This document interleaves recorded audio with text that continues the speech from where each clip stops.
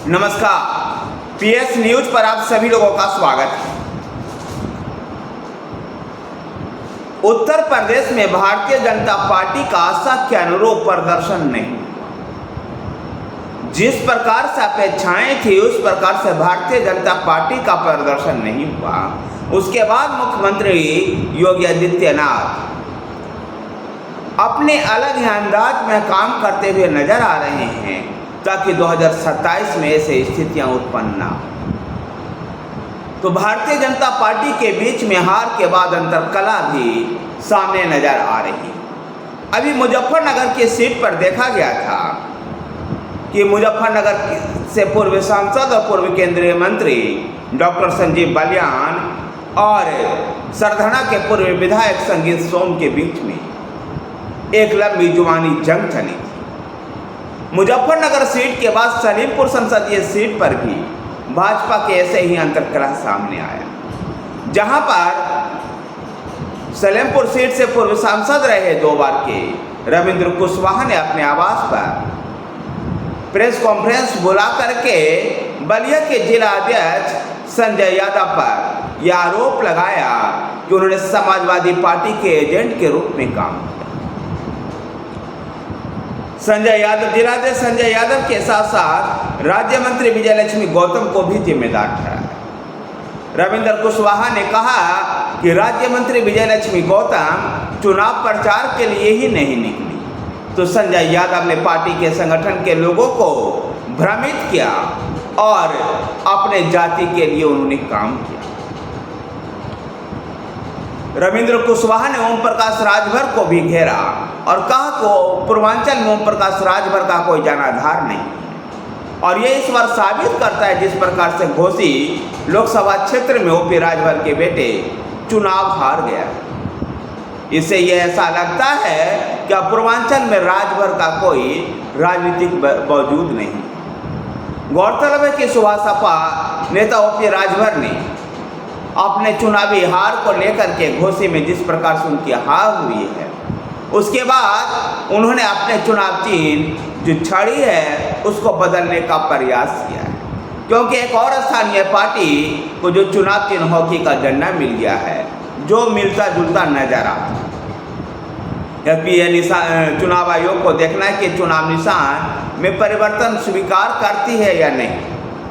लेकिन फिलहाल बात करें सलेमपुर लोकसभा सीट की, तो रविंद्र कुशवाहा ने आरोप लगाया कि भाजपा को जो बलिया का जिला अध्यक्ष थे संजय यादव, वो समाजवादी पार्टी के एजेंट के रूप में काम कर रहे थे।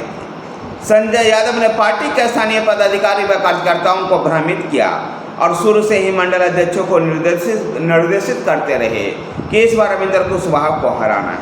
और इसके चलते सिकंदरपुर, बेलथा रोड और बांसडीह विधानसभा क्षेत्र में भाजपा को कम वोट मिले। उन्होंने कहा है ऐसे जिलाध्यक्षों को तुरंत पद से हटा देना चाहिए जो एक विशेष वर्ग और जाति के लिए काम करता है।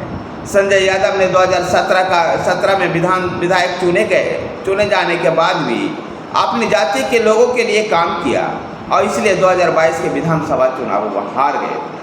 रविंद्र कुशवाहा ये संजय यादव पर आरोप लगाते हैं। उधर दूसरी तरफ संजय यादव रविंद्र कुशवाहा पर यह आरोप लगाते हुए कहते हैं कि ऐसा नकारा संसद पूरे देश भर में कहीं नहीं देखा।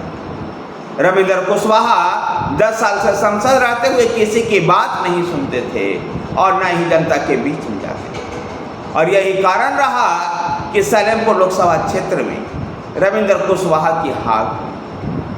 देखना दिलचस्प होगा कि उत्तर प्रदेश में पार्टी अपने आशा के अनुरूप प्रदर्शन न कर पाने की लेकर के समीक्षा जहां कर रही है, पार्टी के स्थानीय कार्यकर्ता और संगठन इस समीक्षा में भागीदार बन रहा है।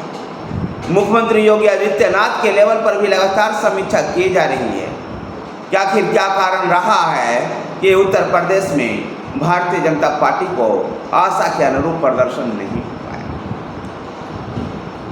उत्तर प्रदेश में ही एनडीए के सहयोगी अपना दल सोनलाल के पूर्व सांसद पकौड़ीलाल कोल को पार्टी ने कारण बताओ नोटिस जारी किया। गौरतलब है कि लोकसभा चुनाव में रावर्ट्सगंज सीट से प्रत्याशी रही उनके पुत्रवधू रिंकी कौल का चुनाव हार गई है।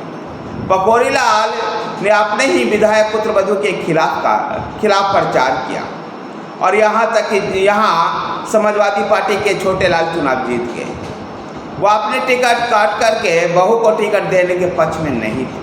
गौरतलब है कि 2019 में पकौड़ी लाल कौल को ही अपना दल ने उम्मीदवार बनाया था और वो जीते भी थे, लेकिन इस बार अपना दल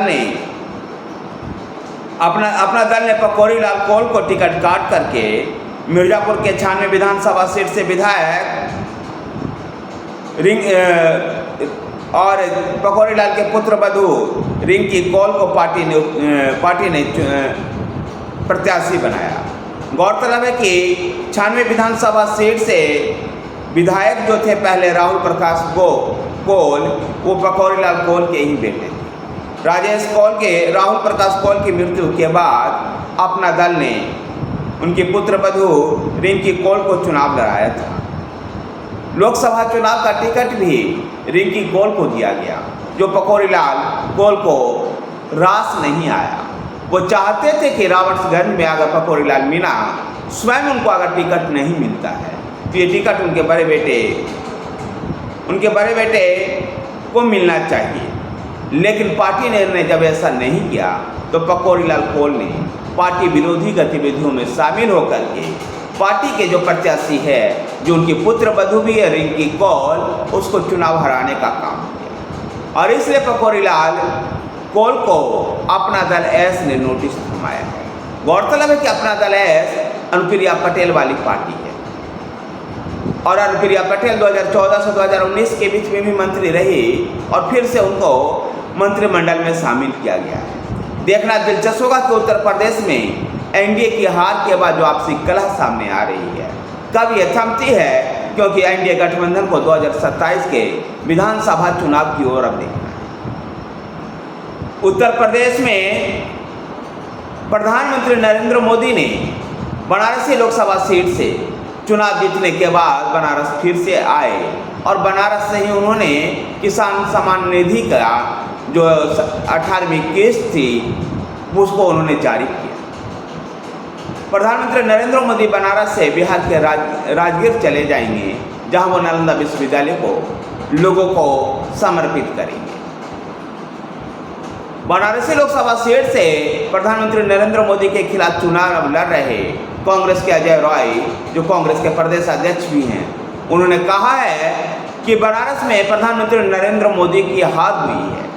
जिस प्रकार से पिछली बार 4 लाख से अधिक वोटों से जीते थे और इस पर उनकी जो विनिंग मार्जिन है वो 1.5 लाख वोटों तक आकर सीमित है। ऐसे में उनकी ये नैतिक हार है और प्रधानमंत्री नरेंद्र मोदी को त्याग पत्र देकर के बनारस में दोबारा से चुनाव करवाना चाहिए और दोबारा से अगर चुनाव हुआ बनारस में तो अजय राय ने दावा किया कि वो प्रधानमंत्री नरेंद्र मोदी को चुनाव हरा देंगे। देखना दिलचस्प होगा कि आखिर उत्तर प्रदेश की में जो भारतीय जनता पार्टी और अपना जो एनडीए गठबंधन है, इस गठबंधन में जिस प्रकार से पार्टी के अंदर ही आपसी कलह सामने नजर आ रहा है, ये 2027 के विधानसभा चुनाव की तैयारियों पर क्या प्रभाव डालता है, ये देखना दिलचस्प होगा।